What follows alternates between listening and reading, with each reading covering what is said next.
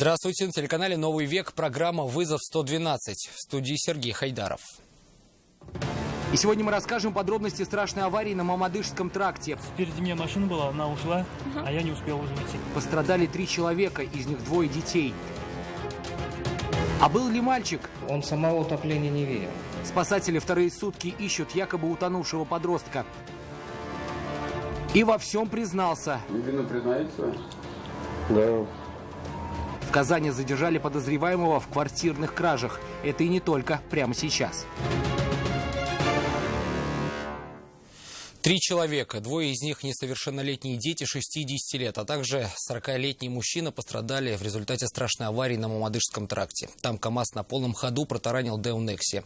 В результате последний уменьшилась в размерах едва ли не наполовину. Людей, сидящих на заднем сиденье, зажало искореженным металлом, и извлечь их оттуда смогли только спасатели. Предполагаемый виновник утверждает, что просто не видел автомобиль. Почему? Спросила Нафиса Минязова.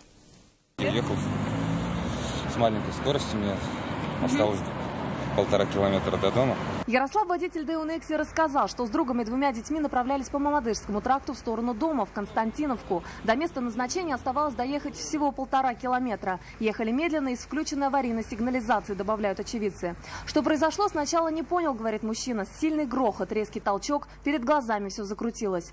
То, что его протаранил КАМАЗ, понял, когда смог выбраться из автомобиля. Задней части Део просто не было. И тут, рассказывать, стало страшно за детей и друга. Они сидели как раз на заднем сиденье. Достать людей из искореженного автомобиля он не смог, даже с помощью очевидцев. Чтобы вызволить их из железного плена, понадобилась помощь спасателей. В результате столкновения пострадало 3 человек, 2 из которых дети, одному 6, второму 10, а также с различными травмами в больницу госпитализирован и 40-летний мужчина. Пострадавших пассажиров легковушки доставили в больницу. У 6-летнего ребенка медики диагностировали сотрясение головного мозга и ушиб мягких тканей лобной области. Он в момент аварии был без детского удерживающего устройства. У 40-летнего мужчины были сочетанные травмы. Иван, водитель грузовика, высказал свое мнение о причинах произошедшего и рассказал, почему все так произошло. Было то ли спущено колесо, то ли что-то с колесом. Он ехал 5 километров в час. Мужчина рассказал, что Део уехала очень медленно по крайней правой полосе. За ней двигалась легковушка, которая резко перестроилась и исчезла из вида.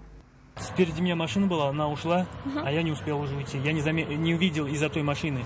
И только после этого водитель КАМАЗа увидел прямо перед собой едущую с аварийными сигналами Нексию, но остановить тяжелую машину не смог и на полном ходу протаранил легковушку. Свою вину водитель самосвала признал. Обоих участников аварии теперь ждет разбор в ГИБДД. А степень вины предполагаемого виновника ДТП будет зависеть в том числе и от тяжести травм, полученных пострадавшими пассажирами Део. Нафиса Минязова, Константин Бушуев, «Вызов 112». В Нижнекамске женщину задержали за рулем с подозрением на сильное алкогольное опьянение. Догадки автоинспекторов подтвердил сначала алкотестер, затем медицинское обследование. Но женщина утверждает, она была совершенно трезва. Ее довод: в больнице не захотели исследовать ее мочу. Но вот врачи утверждают, что в стакане была совсем другая жидкость. Ленар Гинатуллин с подробностями.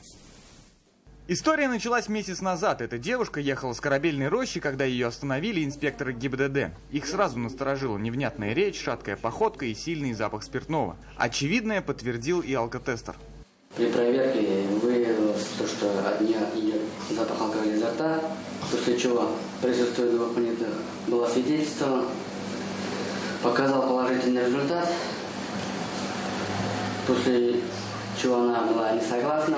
Инспекторы оформили все документы, пригласили 2 понятых, они подтверждают, девушка находилась в опьянении. После проверки на алкотестере ее повезли в наркологию. И снова положительный результат. Для верности решили взять анализ мочи, вот только из туалета в стакане она принесла воду. Но фокус не прошел. У нее было 1,10, я очень удивилась.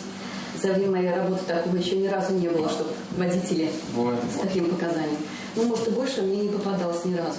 По словам медиков и инспекторов ГИБДД, в наркологии женщина вела себя неадекватно, хамила и ругалась. Свою вину она не признает, отрицает, что была пьяна. Сейчас все обстоятельства дела предстоит выяснить суду. Если ее вину докажут, девушке грозит внушительный штраф и лишение водительского удостоверения. Ленар Гинатуллин, Эльвира Сафиуллина, Фахри Исламов, «Вызов 112».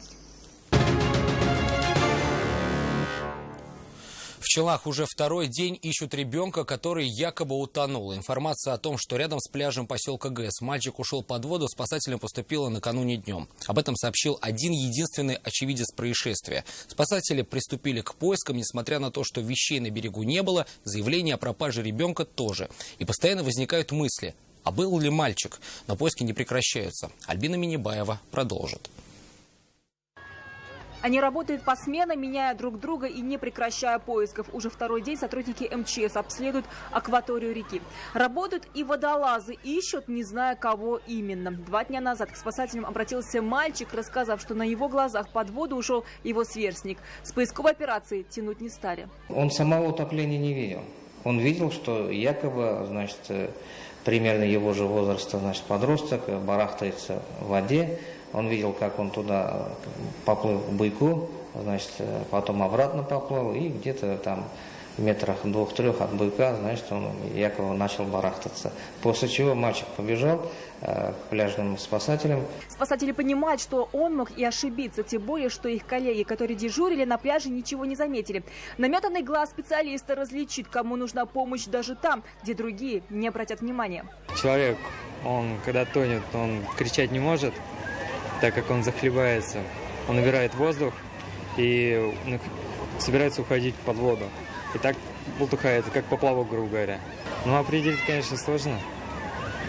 2 спасателя, людей много. Спасатели надеются, что на самом деле никто не тонул, ведь до сих пор о пропаже подростка, подходящего под описание, никто не заявлял. Хотя это не гарантия, что трагедия не произошла. Поисковая операция продлится еще сутки. Затем, если за это время спасатели ничего не найдут или не появится информация о пропаже человека, поиски они прекратят. Альбина Минибаева, Гузель Габдуллина, вызов 112. 200% годовых предлагала своим вкладчикам организация, которая впоследствии оказалась финансовой пирамидой. Сотрудники Управления экономической безопасности выявили факты мошенничества в деятельности одной из финансовых компаний. Полицейские установили, что с мая по август 2017 года организация под предлогом инвестиций в финансово-коммерческую деятельность одной из зарубежных компаний организовывала прием денежных средств под проценты. Обещали выплачивать от 100 до 200% в год. Как установили оперативники, за каждого нового вкладчика представители компании выплачивали бонусы от 5 до 15% от внесенной суммы. На территории Казани функционировали 3 офиса. Предварительный ущерб пострадавшим составил более 1 миллиона 700 тысяч рублей. В настоящее время следственными органами возбуждено уголовное дело по статье 159 Уголовного кодекса Российской Федерации «Мошенничество». Максимальное наказание предусмотрено санкциями данной статьи – лишение свободы на срок до 10 лет. Мужчину, подозреваемого в совершении серии квартирных краж, задержали сотрудники полиции в Казани. В правоохранительные органы с разницей всего в несколько часов обратились 2 жительницы Советского района и рассказали почти идентичные истории. Пришли домой и не обнаружили ни драгоценностей, ни денег. При этом дома был порядок и входные двери сломаны не были. Но были улики, которые помогли выйти на след подозреваемого. Алина Мусина – любитель чужого имущества. Москитная сетка у нас лежала на кровати. Также на кровати я обнаружила отпечаток, так скажем, обуви. Сначала значения не придала, думала, может, муж положил, рассказывает женщина, но потом заметила, что на полке, где хранит украшения, стоит все совсем не так, как оставляла, а самих украшений нет совсем. Муж, услышав это, сильно удивился. В полиции, куда обратились молодые люди, подобную историю уже слышали совершенно недавно. Другая также пояснила, что у нее пропали украшения и денежные средства. Причиненный материальный ущерб она оценила в 67 тысяч рублей. Обе потерпевшие живут в соседних домах. Одна из квартир на 1-м, другая на 2-м этаже. И у обоих, как потом выяснилось, были приоткрыты окна. Тут и стало понятно, как злоумышленник проникал в квартиры и что это, вероятно, один и тот же человек. Оперативники посмотрели камеры видеонаблюдения, опросили возможных свидетелей, сняли отпечатки пальцев. Только они ничего не дали, преступник пользовался перчатками и вообще старался не оставлять следов. В результате полицейские установили и задержали предполагаемого подозреваемого. 27-летний житель Республики Дагестан свою вину не отрицал и во всем признался. На футбол приехал погулять. За что задержали? Там написано на бумажке, что задержали. Вину признаете свою? Да. В настоящее время установлена причастность задержанного к 4 квартирным кражам, совершенным в Казани. Мужчина рассказал, что выбирал исключительно те квартиры, которые расположены невысоко и с открытыми либо приоткрытыми окнами. Похищенные он продавал или сдавал в ломбард. Известно, что ранее молодой человек привлекался к уголовной ответственности, в том числе за аналогичные преступления. С 2016 года он находился в федеральном розыске. В отношении подозреваемого возбуждено уголовное дело по статье «Квартирная кража». Часть похищенного имущества изъята и приобщена к материалам уголовных дел в качестве вещественных доказательств.